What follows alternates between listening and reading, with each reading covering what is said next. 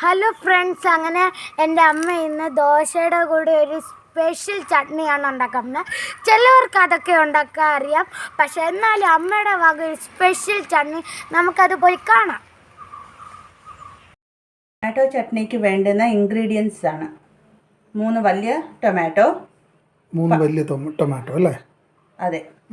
പിന്നെ ഒരു വലിയൊരു സവാള, പിന്നെ 5-6 പച്ചമുളക്, നല്ല എരിവുള്ള പച്ചമുളക് തന്നെ നോക്കിയെടുക്കണം.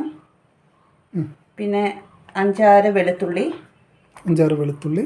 പിന്നെ ചെറിയൊരു പിഴുപുളി, ഇത്തിരി മതി, ഒത്തിരി ഒന്നും വേണ്ട. ടൊമാറ്റോയുടെ പുളി ഉള്ളത് കൊണ്ട് പിന്നെ പേരിന് ചുമ്മാ ഇത്തിരി പുളി കുറച്ച്, പിന്നെ 1/2 ടീസ്പൂൺ ജീരകം, പിന്നെ അരയ്ക്കാൻ നേരത്ത് കുറച്ച് മല്ലിയില. അത് ഓപ്ഷണലാണ്, ഇല്ലെങ്കിലും കുഴപ്പമില്ല.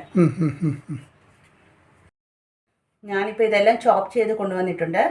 ടൊമാറ്റോ ചോപ്പ് ചെയ്തു, സവാളയും പച്ചമുളക് ഒന്ന് നടുക്കൂന്നൊന്ന് കീറിയിട്ടു. ഇനിയിപ്പോൾ നമ്മളിത് പാനിൽ എണ്ണ ഒഴിച്ചിട്ടേ പാനിലോട്ട് ഇടണം. ഇത്തിരി എണ്ണ ഒഴിക്കണം, ആവശ്യത്തിനുള്ള എണ്ണ ഒഴിക്കുക. ഉള്ളി ഒന്ന് ഇതാകാൻ വേണ്ടി. പിന്നെ ഈ എണ്ണയ്ക്കകത്തോട്ട് എണ്ണ ഒന്ന് ചൂടാകുമ്പോൾ ചോപ്പ് ചെയ്തെല്ലാം കൂടെ ചോപ്പ് ചെയ്ത സവാളയും പച്ചമുളക്, പുളി, വെളുത്തുള്ളി, ടൊമാറ്റോ, അരിഞ്ഞ ടൊമാറ്റോ, പിന്നെ ജീരകം, നല്ല ജീരകം.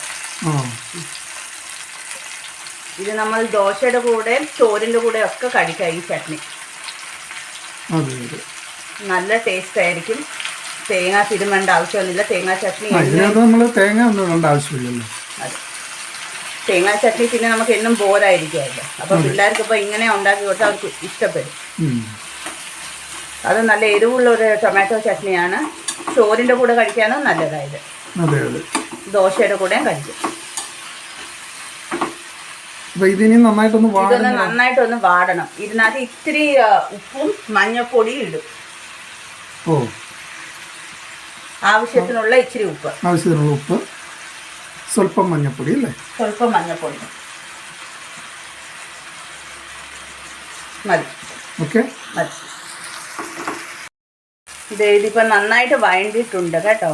തക്കാളിയും സവോളയും പച്ചമുളകും എല്ലാം നല്ല ഇതായിട്ട് ആയിട്ടുണ്ട്. നന്നായിട്ട് വഴണ്ട ഒരു ചെറിയ കളർ ചേഞ്ച് വന്നിട്ടുണ്ടല്ലേ? അതെ.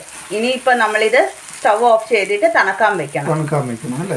എന്നിട്ട് വേണം നമുക്ക് മിക്സി ജാറിലിട്ട് അരയ്ക്കാൻ. ഇത് നന്നായിട്ട് തണുത്തിയിട്ടുണ്ട്. ഇത് ഞാനൊരു മിക്സി ജാറിലോട്ട് മാറ്റിയിട്ടുണ്ട്.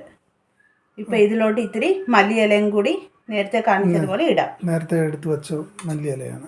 അതെ. ഇതിപ്പോൾ നമുക്ക് ഒന്ന് അരച്ചുകൊണ്ട് വരാം. ഓക്കെ.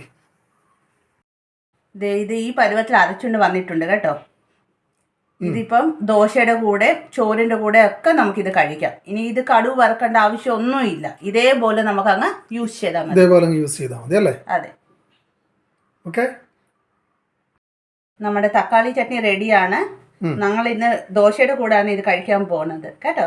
നല്ല ടേസ്റ്റ് ആയിരിക്കും. എല്ലാവരും ഒന്ന് ട്രൈ ചെയ്യണം കേട്ടോ. എല്ലാവരും ഒന്ന് ട്രൈ ചെയ്യാം.